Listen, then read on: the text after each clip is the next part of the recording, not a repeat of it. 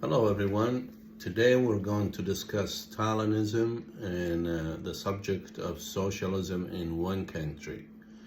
With that, I'll leave the subject to my grandson to carry on. Go ahead, Tristan. All right, thank you. So, to understand the concept of socialism in one country, first you have to understand how it was developed. So, in the Communist Party of Russia, the main Communist Party, which was the Bolshevik Party, which was led by Lenin, there were two main people in the Bolshevik Party who were kind of competing to be recognized by Lenin. You had one Trotsky, you had two Stalin. Now, Trotsky and Stalin, one of their most prominent disagreements was about how revolution should be spread.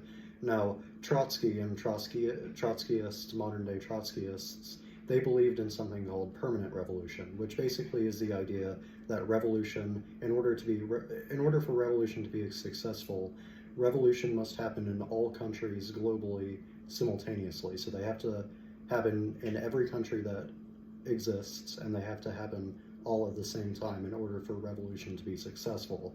Now, Stalin disagreed with this, and he had pretty much the, polar opposite position, and he held the idea of socialism in one country. And basically what this means is that socialism is ideally instituted in one country first. So basically a socialist revolution happens in one country solely, so there's not multiple revolutions happening in multiple countries simultaneously. So socialism must be developed and instituted in one country, and from this one country will influence nations around it to become socialist through methods like diplomatic talks and stuff like that. Rather than exporting or forcing it to the other nations. Yeah, exactly. And essentially, basically, Stalin believed that socialism in being instituted globally was a gradual process because, one country would turn socialist and then it would influence the other countries around it to institute socialism, and then those countries would influence others to turn socialist. Gradual change. Yeah, et cetera, et cetera. So it's pretty much the polar opposite idea to Trotsky's conception of permanent revolution. So basically, I also want to point out before we end the video, Stalin critiqued Trotsky's idea of permanent revolution as imperialistic.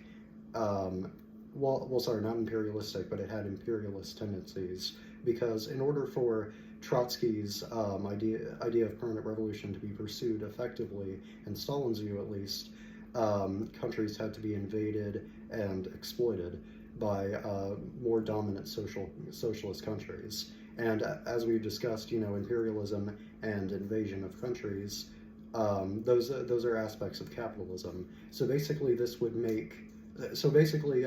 Stalin, he critiqued the idea of permanent revolution by saying that it would introduce into socialism capitalistic tendencies, and the capitalistic tendencies of imperialism and invasion of foreign nations. And he was strictly against that. Yeah, exactly.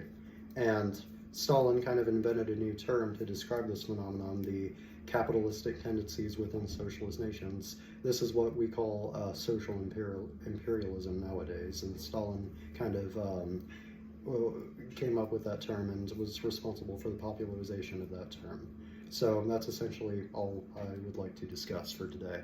Thank you for watching.